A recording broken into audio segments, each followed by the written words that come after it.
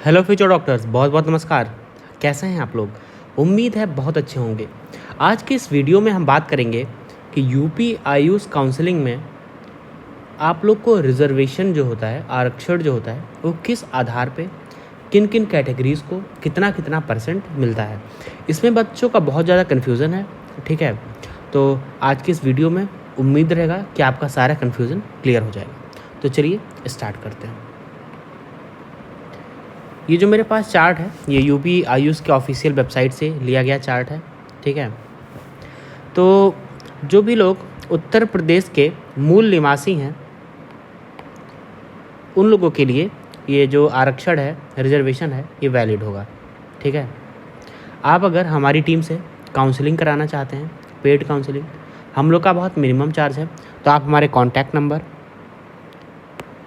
8948220383 इस पे आप व्हाट्सएप कर सकते हैं या कॉल कर सकते हैं, या आपको इन्फॉर्मेशन चाहिए तो उस चीज़ के लिए आप व्हाट्सएप मैसेज कर सकते हैं, आपको इन्फॉर्मेशन मिल जाएगी।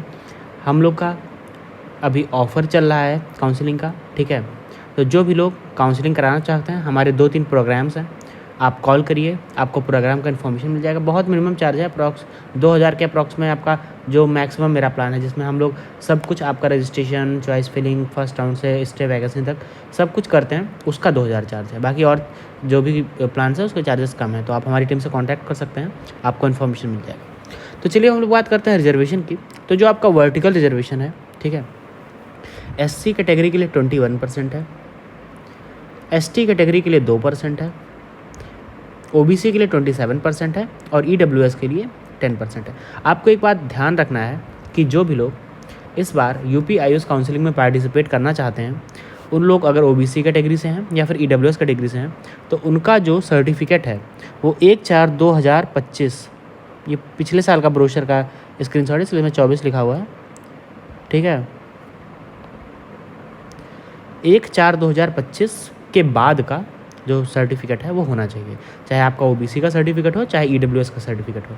तो इस बात का आपको बहुत बहुत ध्यान रखना है। जिन लोगों ने सर्टिफिकेट नहीं बनवाया है वो लोग सर्टिफिकेट बनवा लीजिए। ठीक है, जिन लोगों ने अभी तक डॉक्यूमेंट्स नहीं बनवाए हैं वो लोग अपने डॉक्यूमेंट्स कंप्लीट कर लीजिए। अगर आपको जानना है कि कौन कौन से डॉक्यूमेंट आपकी वेबसाइट पे अपलोड होंगे या कौन कौन से डॉक्यूमेंट आपके एडमिशन टाइम लगेंगे, तो आप हमारी टीम से कॉन्टैक्ट कर सकते हैं, आपको उसका भी इन्फॉर्मेशन मिल जाएगा। ठीक है, अब जो EWS की बात आती है, तो EWS आपका उन कॉलेज में लागू होता है जिसमें भारतीय चिकित्सा पद्धति राष्ट्रीय आयोग NMC के द्वारा या होम्योपैथिक के द्वारा EWS के आरक्षण हेतु सीट में वृद्धि की अनुमति प्रदान की गई हो। मतलब जहाँ पे EWS की सीट ऐड हुई होगी वहाँ पे आपको इसका फ़ायदा मिलेगा EWS का। ठीक है, अब कुछ आपके हॉरिजॉन्टल रिजर्वेशंस हैं, जो मतलब देखो, ये रिजर्वेशन केवल यूपी के जो मूल निवासी हैं उन्हीं लोग को ही मिलेगा।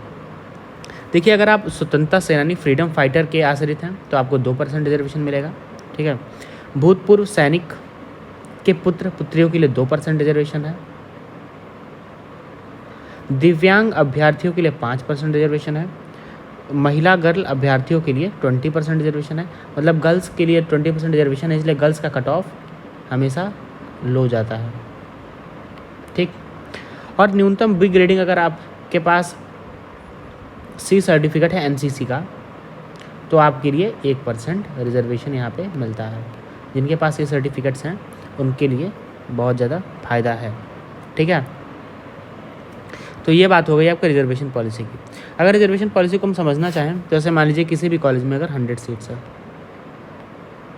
ठीक, तो उसमें 21 सीट SC के लिए रिजर्व होगी, 2